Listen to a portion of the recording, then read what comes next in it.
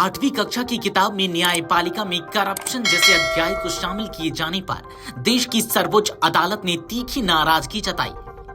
Supreme court ने स्पष्ट कर दिया है कि वह इस मामले को बंद नहीं करेगी और जरूरत पड़ी तो अवमानना की कार्रवाई भी शुरू की जा सकती है।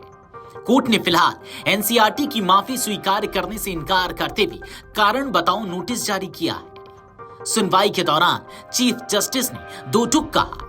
उन्होंने कहा, नाम बताइए, कार्रवाई हम करेंगे।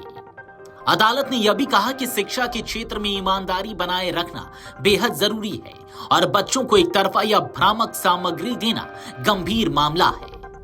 कोर्ट ने कहा कि यह आलोचना दबाने का मामला नहीं है, बल्कि संस्थागत संतुलन और संवैधानिक मूल्यों की रक्षा का प्रश्न है। केंद्र सरकार की ओर से पेश सॉलिसिटर जनरल तुषार मेहता ने बताया कि national council of educational research and training ने बिना शर्त माफी मांगी है और संबंधित अध्याय को वापस लेने की प्रक्रिया शुरू कर दी गई है। उन्होंने यह भी कहा कि जिन दो व्यक्तियों ने यह अध्याय तैयार किया वे भविष्य में मंत्रालय से नहीं जुड़े रहेंगे। हालांकि कोर्ट ने इस पर कड़ा रुख अपनाते हुए कहा, माफी काफी नहीं है। चीफ जस्टिस ने टिप्पणी की कि पहले बकवास चीजें छापी गई और अब कहा जा रहा है कि वापस ले लिया गया है। जब सब कुछ पब्लिक डोमेन में आ चुका है तो इसका क्या मतलब? कोर्ट ने कहा कि बाजार और सोशल मीडिया में किताब की कॉपियां उपलब्ध हैं। ऐसे में सिर्फ औपचारिक वापसी पर्याप्त नहीं मानी जा सकती। अदालत ने निर्देश दिया है कि केंद्र और राज्य सरकारों के साथ मिलकर यह सुनिश्चित किया जाए कि किताब की सभी हार्ड और सॉफ्ट कॉपियां सार्वजनिक पहुंच से हटाई जाएं।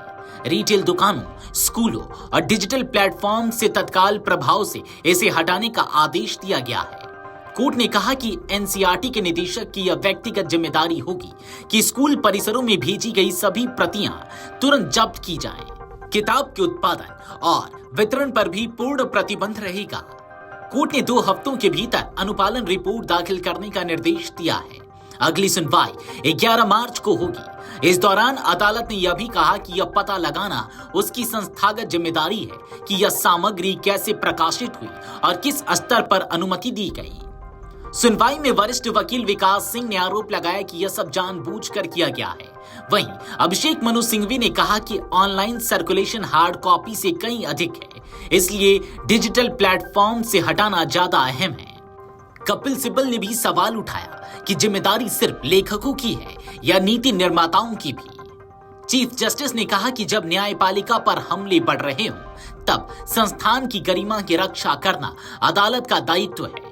उन्होंने यह भी कहा कि कोर्ट गहराई से जांच चाहता है और जिम्मेदार लोगों की पहचान कर उचित कार्रवाई सुनिश्चित करेगा। इस पूरे घटनाक्रम ने शिक्षा व्यवस्था, पाठ्यक्रम निर्माण की प्रक्रिया और संस्थागत जवाबदेही पर बड़ा सवाल खड़ा कर दिया है। अब सबकी निगाहें 11 मार्च की सुनवाई पर टिकी हैं, जहां यह तय हो सकता है कि माफी पर्याप्त मानी जाएगी या सख्त कार्रवाई का रास्ता अपनाया जाएगा। Video desk Amarujala dot com. अगर आप ये वीडियो YouTube पर देख रहे हैं तो हमारे चैनल को सब्सक्राइब कर बेल आइकन दबाएं और Facebook पर देख रहे हैं तो हमारे पेज को लाइक